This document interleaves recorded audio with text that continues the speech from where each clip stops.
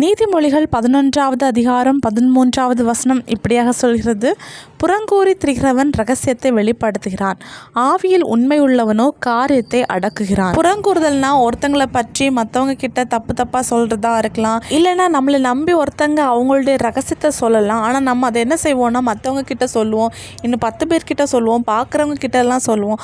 அதுவும் புறங்கூறுதல். இல்லைன்னா ஒருத்தங்களுக்கு மேலே நமக்கு கோபம் இருக்கும், அந்த கோபத்தை நம்ம வெளிக்காட்டுறது எப்படின்னா அவங்கள பற்றி நமக்கு தெரியாத சில விஷயங்களை நமக்கு தெரிஞ்சது மாதிரியே 10 பேர்கிட்ட நம்ம போய் சொல்லுவோம். இது எல்லாமே புறங்கூறுதல் சொல்லுவோம். அதாவது இதை பண்ணுறவங்க தான் புறங்கூறுகிறவன், இவங்கள ஆண்டவர் வெறுக்கிறாரு. ஆனால் ஆவியில் உண்மை உள்ளவங்க காரியத்தை அடக்குறாங்களாம்.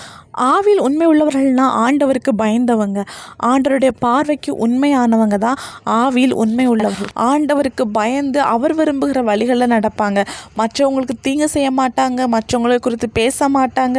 அவங்க ஆண்டவருக்கு பயந்து தீமையை விட்டு விலகுவாங்க.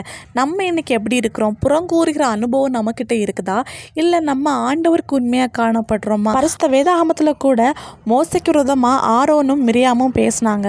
ஆண்டவர் பார்த்துட்டு சும்மா இருக்கலை, பனிஷ் பண்ணாரு. அதே மாதிரி நம்மளும் மற்றவங்களை குறித்து பேசும்போது அவங்க ஜெபிக்கிறவங்களா இருந்தாங்கன்னா அது நமக்கு சாபமாக வந்து முடியும். நம்ம ஆண்டவருடைய பார்வையில் உண்மை உள்ளவர்களாக காணப்படுவோம், ஆண்டவருக்கு பயந்து தீமையை விட்டு விலகுவோம். ஏசப்பா நம்மளை ஆசீர்வதிப்பாராக. இயேசு கிறிஸ்துவின் நாமத்தில் ஆமேன்.